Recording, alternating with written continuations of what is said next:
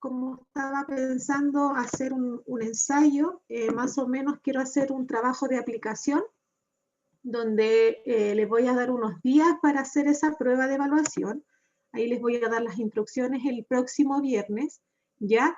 Donde esa nota va a ir en diferenciado también y en lengua y literatura, donde ustedes van a trabajar toda la habilidad y cómo yo se las he enseñado con subrayado, buscar en este caso en los párrafos las secuencias discursivas, identificar en este caso el vocabulario, responder las preguntas, en este caso de alternativa. Ya vamos a hacer todo ese trabajo, entonces la evaluación va a ser práctica. Yo voy a subir algunos textos donde ustedes lo van a escoger. Es parecido a las guías que yo les mando los días viernes y lo que me interesa entonces es que trabajen, apliquen ahí y luego me lo envían a mi correo, ¿ya? Así que eso lo vamos a trabajar, se los voy a dar el día viernes y el viernes próximo vamos a hacer una retroalimentación.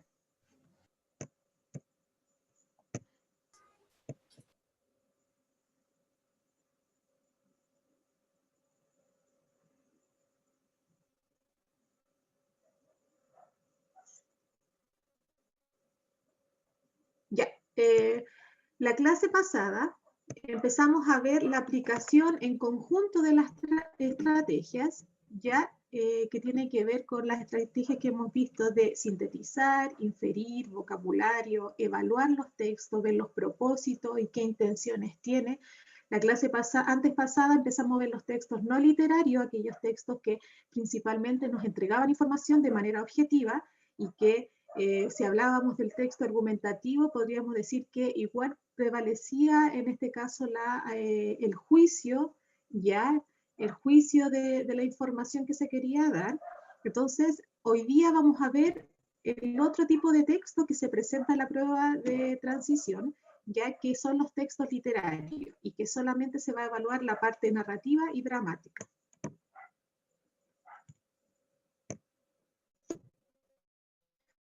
Recordar entonces las clases pasadas, vimos el texto expositivo, principalmente teníamos las noticias, que principalmente es lo que se evalúa, ya tenemos, y las cartas al director, que es un texto argumentativo, y las columnas de opinión. Decíamos que el texto expositivo, su principal función y propósito era informar, entregarnos ciertos datos, información de la realidad, con una intención objetiva, es decir, todo lo que se presentaba ahí, la forma de redacción del texto era de informar, de dar cuenta de la realidad de manera objetiva. No había en este caso un juicio literario, ¿ya? O sea, un juicio de la realidad. Palabras que aludían principalmente a acciones, ya dónde, cómo, cuándo sucedió el hecho. Por lo tanto, el propósito de esos textos es informar. Entonces, cuando les aparezca una noticia y yo les pregunto, evalúen ese texto, ustedes dicen, este texto tiene la intención, como es expositivo, tiene la intención de informar y su intención es objetiva, ¿ya? Porque cuando nosotros informamos solamente aludimos a la realidad, ¿cierto? La contamos tal como es, no nos involucramos, ¿cierto? En la opinión de ese hecho. Pero cuando hacemos un texto argumentativo como una columna de opinión, como una carta al director, ya en este caso hacemos con el propósito de convencer o persuadir. También tenemos la parte ilustrativa de la información, como la publicidad y la propaganda, que la vimos también el viernes pasado, donde presentábamos cierta información a través de las imágenes, ya como también lo puede hacer una infografía, con el propósito, ¿cierto?, de dar un contenido, ¿cierto?, de la realidad, pero demostrándonos a su vez un trasfondo para que el receptor que visualice esa información, ¿cierto?, se pueda convencer o persuadir de la idea. ¿Cuál era la diferencia entonces de convencer y persuadir? Convencer es entregar una información, ¿ya?, pero con la idea de que se cambie esa opinión del receptor, pero con información objetiva. Y persuasiva era entregar información para que cambie la opinión, ¿cierto?, del receptor, pero las palabras que se utilizaban eran más subjetivas, ¿ya? Se hacía un juicio mayor. Y eso, por ejemplo, nosotros hablábamos cuando, por ejemplo, queríamos vender un producto, entregábamos información para hacer cambiar de opinión, en este caso, tener una intención en el receptor, como que esa persona vea la publicidad y compre el producto, pero a través de palabras objetivas. ¿Y qué pasa con la propaganda? Por ejemplo, estas propagandas de uso dañino, ¿cierto? Por ejemplo, de ciertos productos tóxicos, el consumo de drogas, etcétera, ¿ya? Entonces, cuando nosotros entregábamos información, teníamos la intención de que el receptor, ¿cierto? A través de palabras, juicios valorativos, cambiara su opinión. Entonces, todos los textos argumentativos que nos involucran argumentos, que nos involucran cierto tesis, van a tener un propósito de convencer o persuadir, ¿cierto? Con una intención subjetiva, reflexiva y crítica. Y cuando hablábamos de estos tipos de textos que nos mostraban información real, ¿cierto? Que nos informaban de la actualidad, ¿cierto? Que nosotros estamos viviendo, son textos no literarios. Claro, como dice Anyara ahí, persuadir también tiene que ver con apelar más a las emociones, claramente. Y ahí tenemos el uso, ¿cierto?, de estas propagandas, como nosotros vemos, ¿cierto?, antes de festividades en la televisión o también en el periódico aparece ahí estas informaciones de no manejar si bebes, etcétera. ¿Ya? Entonces ahí estamos apelando también a las emociones.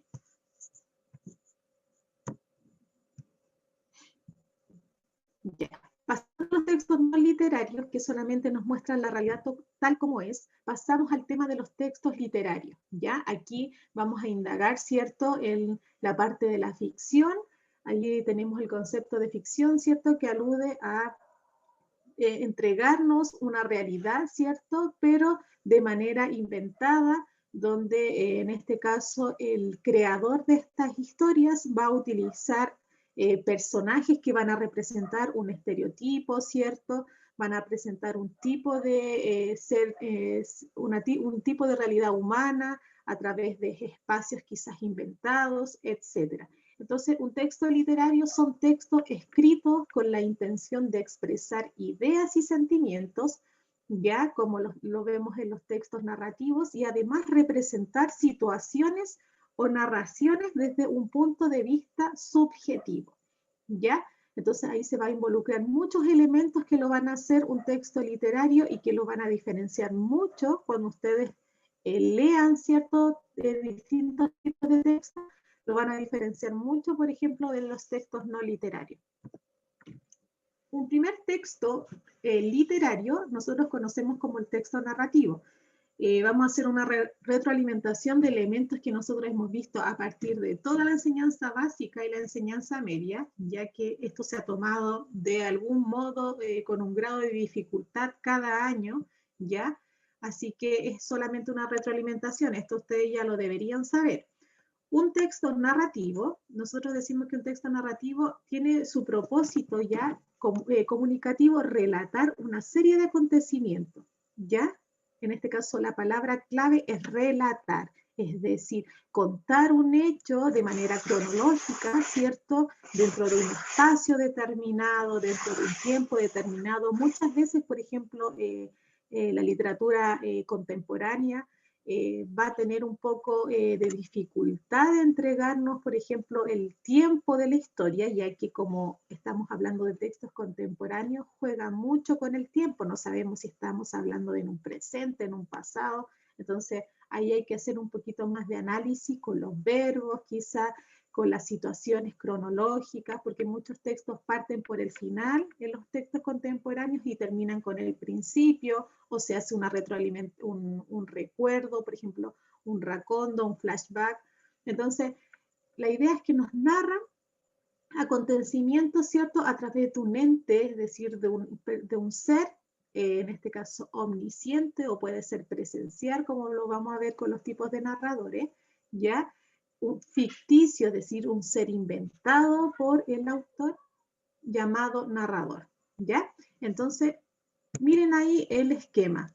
Un texto narrativo va a tener el siguiente esquema al momento de ser presentado y escrito. Tenemos un mundo real, ¿ya? Donde en ese mundo real tenemos el autor, que es el emisor real, es decir, quien crea el texto en una página, ¿cierto? Y empieza a contar su historia, ¿ya? La persona real va a crear este texto ficticio a un lector o un receptor real, que son, por ejemplo, ustedes, que el texto, por ejemplo, va a tener diferentes emociones, diferentes propósitos, un lector real, es decir, un lector que le guste esos tipos de texto, por ejemplo, de fantasía, histórico, en este caso de ciencia ficción, etc. Dentro de este mundo, luego nos vamos a un plano más ficticio, ¿ya? Y dentro de este texto, donde nosotros vamos a comenzar a leer como receptores reales, ya va a haber dentro de ahí un narrador, una persona que al momento de nosotros comenzar a leer un texto literario, va a ser en este caso, un emisor ficticio. Puede ser, en este caso, se nos puede presentar como varios ciertos narradores, como por ejemplo un narrador, en este caso omnisciente, donde puede haber más de un personaje que nos cuenta la historia, o solamente uno. Ese narrador puede participar de la historia, ¿ya? O solamente nosotros lo vamos a entender esa historia como un testigo, o por ejemplo, un narrador que solamente nos cuenta solamente las acciones que ve y no hay más profundidad, o un narrador que sabe todo, que sabe lo que piensa el personaje, lo que reflexiona, lo que hace, lo más profundo, en este caso de la historia. Y se va a contar esa historia ya a un receptor y a un lector ideal, es decir, un lector que asimile la verosimilitud, es decir, un lector que acepte esas realidades fantasiosas, ¿cierto? Y no se cuestione al momento de leer, ¿cierto? Que lo que está leyendo es irreal, no solamente que disfruta lo que está leyendo, y eso es un lector ideal. Entonces, los elementos que vamos a ver que participan de un texto narrativo son, en este caso, el autor, la persona real que crea el texto, y luego vamos a hablar de elementos, en este caso, ficticios, que son el narrador, el lector ideal, el espacio, los personajes y todas sus caracterizaciones. Todo texto narrativo va a tener una estructura específica para contarnos una historia ficticia, ya esta historia inventada. ¿Cómo se cuentan, en este caso, los textos, las historias narrativas? Parte desde un inicio, se presenta la situación inicial, entonces cuando ustedes estén en la prueba o estén leyendo textos narrativos, la primera parte tiende a ser el inicio, la presentación de, ¿cierto? En este caso de la historia, de los personajes, quién participa, qué rol cumplen. En este caso muchas veces nos hablan, muchas veces al principio del ambiente donde se encuentran los personajes, etc. Luego, a medida que va sucediendo y en este caso el texto narrativo, surge el problema, el conflicto. Lo puede tener este conflicto un personaje o varios personajes, ¿ya? Y ahí vamos conociendo más de la historia. Y al final, ¿cierto? Nos vamos al desenlace, que es donde se resuelve el conflicto, ¿ya? Y ahí tenemos distintos tipos de finales, tenemos distintos de resoluciones de estos conflictos de los personajes. Entonces, esa es la estructura de un texto narrativo: inicio, desarrollo y desenlace. Presentación inicial de los personajes de la historia, después en el desarrollo surge el conflicto y al final se resuelve. O muchas veces vemos que no, porque quedan inconclusos, ¿ya? Pero eso tiene que ver con la técnica narrativa, pero el desenlace siempre tiende, en este caso, a resolverse el conflicto. Los elementos también principales que actúan dentro de un texto narrativo son los llamados narradores, ¿ya? Y lo que va a diferenciarlo, por ejemplo, del texto que vamos a ver, de un texto dramático, porque el texto narrativo es el único texto dentro del campo del texto literario que utiliza este tipo de concepto, que es los tipos de narradores, ¿ya? Por ejemplo, vamos a ver que en el texto dramático no existen los narradores, porque ahí quien nos cuenta la historia en un texto dramático son los personajes, ¿ya? Aquí lo que nos van a contar la historia son estos seres ficticios, estos entes, como lo dicen los críticos literarios, entes ficticios, que son los denominados narradores. Existen cuatro tipos de narradores. pero dos conceptos que tenemos que saber. Hay narradores que se encuentran fuera de la historia y hay narradores que se encuentran dentro de la historia, ¿ya? Como principalmente la prueba de transición es una prueba de comprensión lectora, que no se va a preguntar en específico, por ejemplo, tipos de narradores, ¿ya? Pero sí hay que tenerlos en cuenta.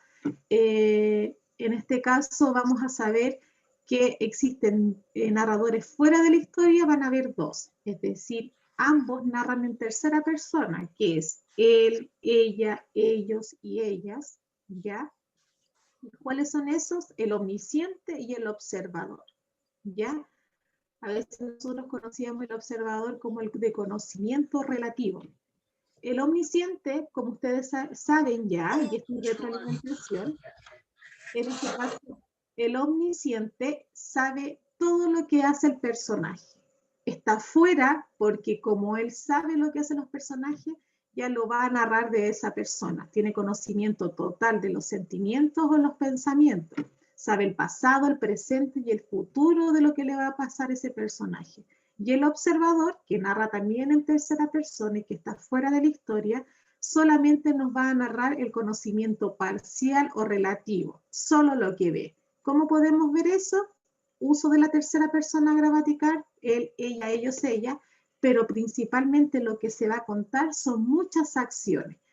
Por ejemplo, Pedro caminó hacia la calle exterior de su casa, luego se dirigió al almacén de la esquina, compró el pan que cada día, como cada día, cierto, lo hace, y solamente lo que acabo de contar son acciones. Por lo tanto, así lo va a hacer el observador. Lo va a decir en tercera persona, pero solamente dice lo que ve. Sin embargo, van a haber dos narradores que están dentro de la historia, que son el protagonista y el testigo. Ya ambos lo narran en primera persona, ya que ambos son personajes porque están participando de la historia y usan, por ejemplo, la primera persona que es el yo o nosotros. Si él lo vive, ¿cierto? Si él vive la historia, es el protagonista, ¿ya? Pero si él solamente narra lo que sucede, ¿ya? Y lo que está viendo que hace la otra persona, es testigo. Por ejemplo, el testigo siempre nos confunde con un narrador fuera de la historia. ¿Por qué? Porque el testigo va a narrar ya la historia en primera persona. Yo me encontraba, por ejemplo, en la cancha de fútbol, ¿cierto? Mientras mi compañero Matías jugaba la pelota. Entonces yo voy a contar la historia, pero la historia que voy a contar no es mía, es de otra persona. Y esa forma de narrar es testigo, ¿ya? Pero la narración es en primera persona, lo cuento yo, pero lo que estoy relatando no es mío, sino que es de otra persona, ¿ya? Y cuando nosotros somos testigos siempre narramos lo que vemos. No podemos ir a una profundidad más como si yo soy protagonista, porque si yo soy protagonista, yo narro lo que pienso, ¿cierto? Y lo que me está sucediendo. Pero si soy testigo, voy a narrar solamente la historia de lo que estoy viendo de esa persona, pero lo que hace no, solamente lo que está haciendo, ¿ya? Entonces, que nunca se nos olvide esto, porque siempre es importante dentro de las historias. Y aparte nos va a servir esta retroalimentación para el trabajo de investigación que están haciendo de su lectura complementaria. Acuérdense que cuando yo voy a descomponer el texto, la información de su trabajo de investigación, tienen que aludir a los personajes. Tienen que aludir, por ejemplo, a hablarme de los espacios, a la estructura de su libro que están leyendo. Entonces, esto también nos va a servir como retroalimentación para aplicar en su informe de investigación.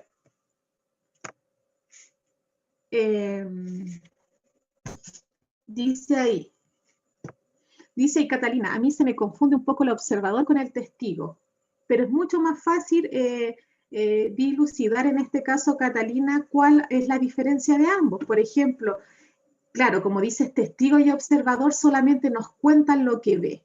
Pero ¿cómo lo puede diferenciar? Fácil. El observador lo va a narrar en tercera persona. Me va a decir María y, por ejemplo, María y Juan caminan, ¿cierto?, al supermercado y solamente nos van a contar lo que están haciendo esos personajes. Si yo digo María y Juan, estoy hablando de ellos, lo puedo transformar al pronombre ellos, y ahí estoy utilizando la tercera persona gramatical, ¿ya? Pero si yo digo, yo me encontraba observando a María cuando caminaba al supermercado, entonces al utilizar yo, y que estoy solamente contando lo que veo, es testigo, ¿ya? Entonces, por eso lo que tienes que ver la diferencia ahí, si es observador, está fuera de la historia porque nos va a contar la historia de otras personas, pero lo va a hacer en tercera persona gramatical. Entonces, yo como, lo que pasa es que depende de cómo te lo hayan enseñado. Yo siempre lo enseño con las personas gramaticales. En primero medio, como se pasa la narración, ya, y los narradores hay que estudiarlos mucho en primero medio, yo siempre lo enseño con las personas gramaticales, porque si nos vamos a las definiciones se confunden mucho, pero yo voy a la parte léxica, voy a la parte de la escritura, voy a la parte de los indicios de las palabras. Entonces ahí se aprende mejor, porque yo hago subrayar, encontrar la persona gramatical, y si ellos, por ejemplo, dicen que aquí hay una tercera persona gramatical, porque yo aquí dice él o ellas, o María y Pedro, y lo transformo a un pronombre como ellos dicen, el alumno dice, es un personaje que está fuera de la historia, entonces dejo de lado la opción que sea testigo o protagonista, y me queda, por ejemplo, la opción que sea, en este caso, omnisciente y conocimiento relativo. Ya. Y cuando ya digo, y voy leyendo la historia, y solamente la historia me cuentan de esas personas, ya que están fuera de la historia, pero me cuentan lo que hacen solamente, digo, en este caso, es un observador, ¿ya? Dice ahí Anyara, el yo en el testigo puede estar de forma implícita, ejemplo, lo miraba mientras caminaban claramente, sí, porque no voy a hablar, por ejemplo, en una narración y nombrar siempre a la persona gramatical diciendo yo miraba, yo iba, no, siempre está implícita. ¿Y cómo está implícita? En el verbo, ¿ya? Entonces ahí ustedes pueden hacer, en este caso, corroborar con el verbo y el pronombre. Por ejemplo, yo no puedo decir yo caminaban, no puedo porque hay una incongruencia, ¿cierto? En el tiempo, ¿cierto? En este caso, en el tiempo verbal, y en este caso la terminación. Entonces digo, yo caminaba, y ahí si yo digo caminaba, caminaba por el sendero mientras, ¿cierto? Me encontraba, y ahí dice, yo me encontraba, y no puedo decir en este caso ellos encontraban. Entonces yo ahí lo corroboro con el pronombre, ¿ya? Y eso se llama en este caso conjugación verbal. Y ahí tú puedes, en este caso, ver que dentro de los verbos mismos se encuentran los pronombres. ¿Ya? Y ahí tienes que ver y tú cuáles los que suenan, en este caso, gramaticales. ¿Qué tipos de textos narrativos nosotros podemos analizar? Ya son los mitos, las leyendas, los poemas épicos, las fábulas, cuentos literarios, novelas. Ya, principalmente la prueba tienden a darnos extractos de novelas, ya también nos habla un poco de leyendas. Acuérdense que las leyendas son historias tradicionales, en este caso populares, que tratan de dar la explicación, ¿cierto?, a un suceso. Pero los mitos, que también dan explicación a un suceso, lo que hacen los mitos en este caso, dan una explicación, pero de un tema universal, ¿ya? Y eso lo va a diferenciar de una leyenda. El mito nos da una explicación, en este caso, de un tema universal, como la creación del mundo, la creación del hombre, la creación de un pueblo, y ahí tenemos diferentes personajes mitológicos, ¿cierto? Y la leyenda nos habla sobre una explicación tradicional de un pueblo y popular. Por eso nosotros tenemos leyendas a lo largo, miles y sin fines de leyendas a lo largo de todo nuestro país. Por ejemplo, leyendas del norte, leyendas de la zona central y la zona sur, que van a dar una explicación a un fenómeno, ¿cierto?, sobrenatural. Y eso tiene que ver mucho con la cultura. Ya. Vamos a ver.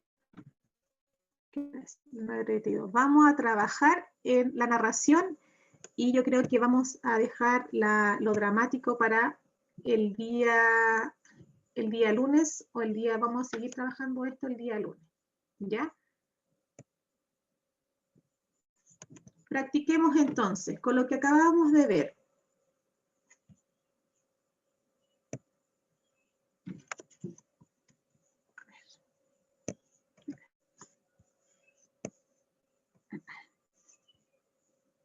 ¿Qué se cambió ahí?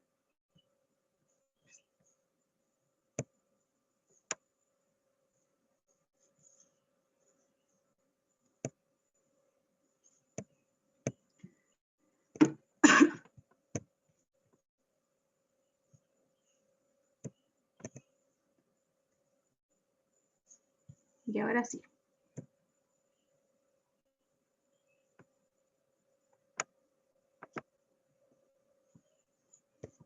Ya, entonces vamos a trabajar lo narrativo con el siguiente texto para ir terminando la clase. Vimos entonces que lo importante de un texto narrativo son, en este caso, que comprende al concepto de texto literario, este mundo ficticio, inventado, ¿cierto? Donde se nos van a contar la realidad con algunos sucesos, ¿cierto? En este caso, que son irreales, ya, pero que a su vez, ¿cierto? Son muy interesantes. Vamos a ver que participan los narradores, ¿cierto? Tenemos espacios, personajes principales, secundarios, esporádicos, narradores principal, testigo, omnisciente y de conocimiento relativo. Tipos de textos así van a presentar en la prueba. ¿Ya? Acuérdense que dentro de la prueba también se alude al vocabulario, también se alude a las habilidades que hemos enseñado como sintetizar. En este caso no se va a preguntar mucho cuando se les presenta un texto narrativo, nunca se les va a preguntar, por ejemplo, cuál es la idea expresada en el párrafo 2. No, siempre esos tipos de preguntas van a ser solamente en los textos no literarios. ¿Ya? Cuando hablan de textos literarios, se nos van a preguntar por los personajes, se nos van a preguntar por los conflictos, se nos van a preguntar, por ejemplo, cómo el personaje habla sobre una realidad, se nos van a preguntar qué moraleja o enseñanza dejan las historias. Preguntas así se van a hacer de estos textos literarios. Preguntas como, por ejemplo, ¿cuál es la síntesis de este párrafo? ¿Cuál es la definición en este caso de concepto? Eso solamente se alude a textos no literarios. ¿Ya? Así que preguntas como de secuencias discursivas, narración, descripción, no se va a hacer mucho de textos literarios, sino que no literarios. Este es un pequeño fragmento de El Conde Lucanor, ¿cierto?, de don Juan Manuel, que nos habla de la conversación de dos personajes y vamos a contestar 4 preguntas y con eso terminamos la clase. La historia comienza así, dice: el conde Lucanor hablaba un día con Patronio, su consejero, y le dijo: Patronio, me dicen que unos vecinos míos, que son más poderosos que yo, se andaban reuniendo y haciendo muchas artimañas con que me puedan, dice ahí, en este caso, se queda pegado ahí.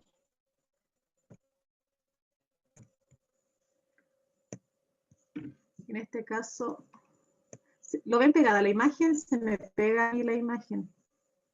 ¿Se visualiza o no? ¿Se ve la imagen que se proyecta? No. Ya. Ya. Vamos a ver qué pasa aquí.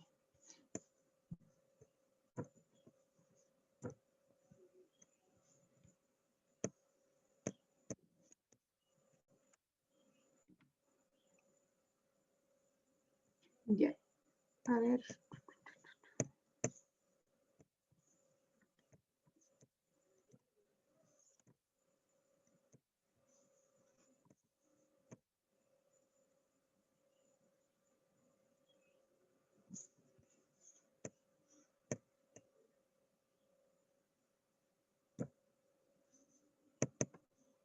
Se queda pegado ahí.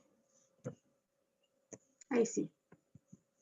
Ya, dice, el conde, entonces el texto es un texto narrativo. Dice, el conde Lucanor hablaba un día con Patronio, su consejero, y le dijo, ya, en este caso son dos personajes. Ahí hablamos del inicio de la historia, porque nos van a hablar sobre la conversación de Lucanor, el conde Lucanor, y un día con Patronio. Ahí tenemos los dos personajes. Ahí comienza, ¿cierto?, la parte de la estructura de un texto literario, que es la presentación.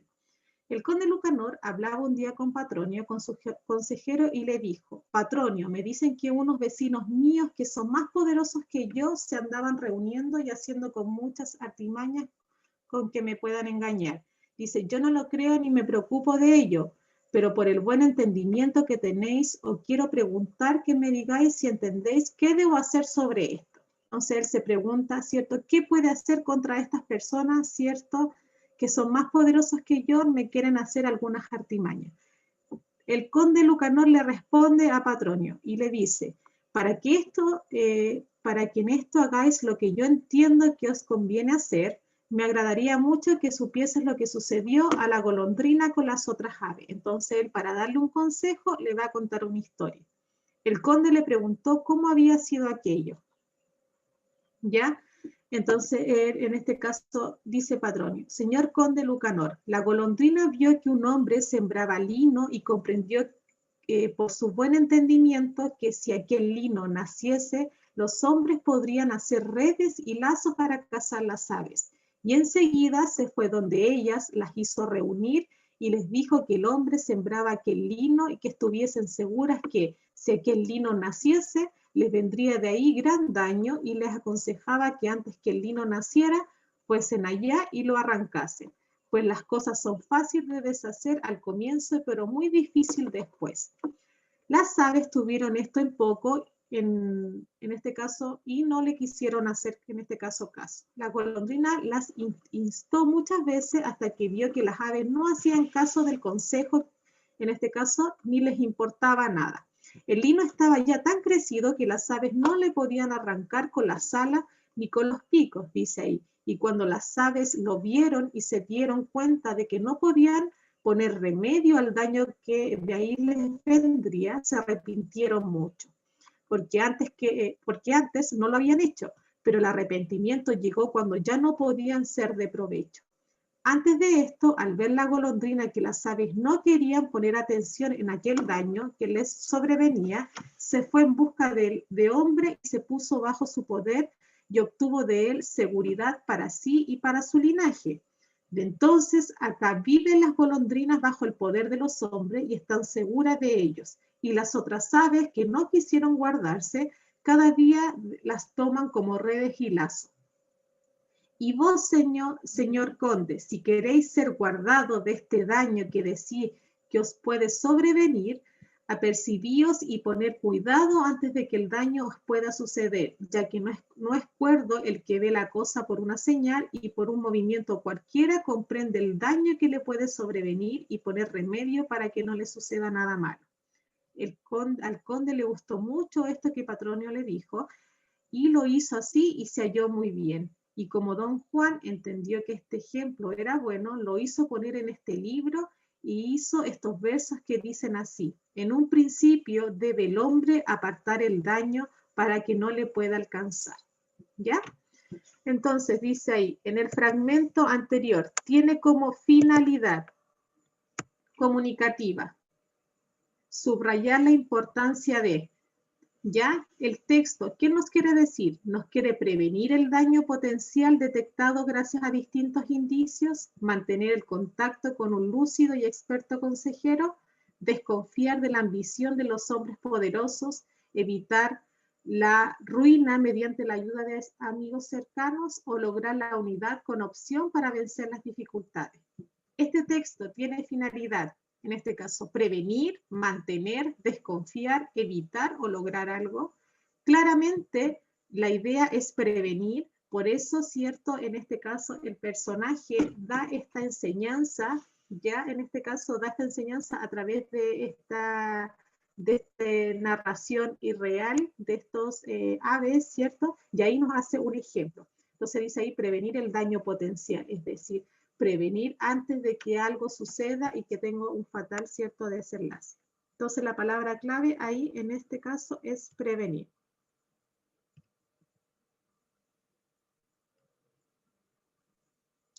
Y ahí dice, podemos deducir que Patronio era un consejero que buscaba el reconocimiento personal mediante sus historias, basaba su consejo en la comparación de una situación irreal con un ejemplo, creaba relatos morales a partir de hechos conflictivos entregaba solo sugerencias a su señor, pues le temía, otorgaba sus conocimientos a aquellos que se lo solicitaban.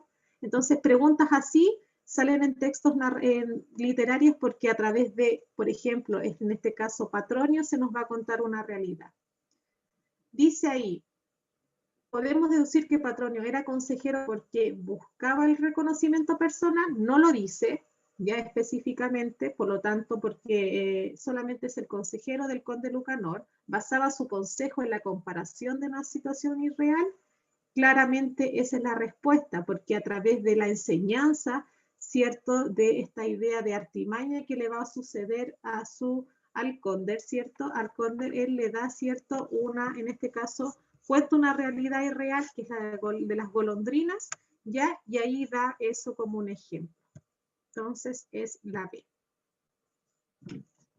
Ya.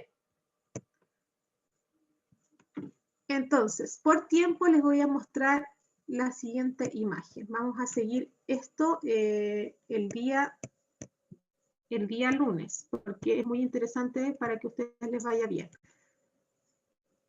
Voy a mostrarles las fechas para que se vayan acordando cuándo tienen que entregar todo.